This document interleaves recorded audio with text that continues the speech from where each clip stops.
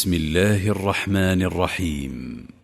يسبح لله ما في السماوات وما في الأرض الملك القدوس العزيز الحكيم.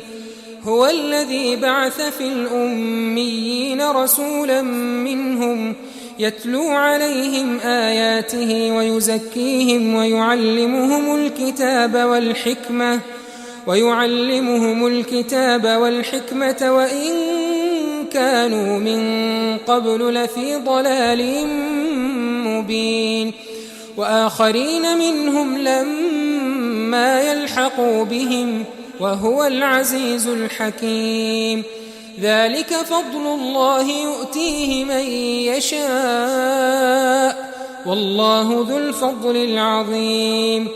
مثل الذين حملوا التوراة ثم لم يحملوها كمثل الحمار يحمل أسفارا بئس مثل القوم الذين كذبوا بآيات الله والله لا يهدي القوم الظالمين.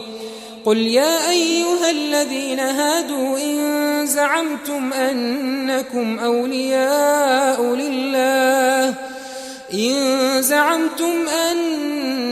أولياء لله من دون الناس فتمنوا الموت إن كنتم صادقين ولا يتمنونه أبدا بما قدمت أيديهم والله عليم بالظالمين.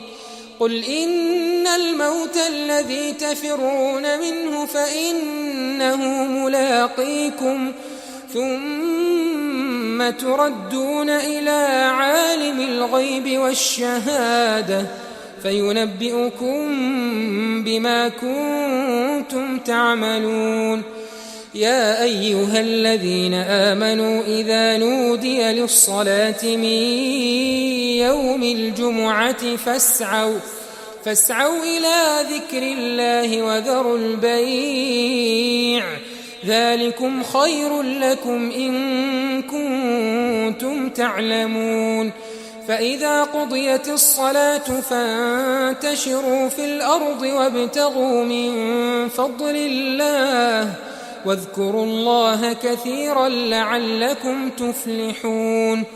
وإذا رأوا تجارة أو لهوا انفضوا إليها وتركوك قائما قل ما عند الله خير من اللهو ومن التجارة والله خير الرازقين.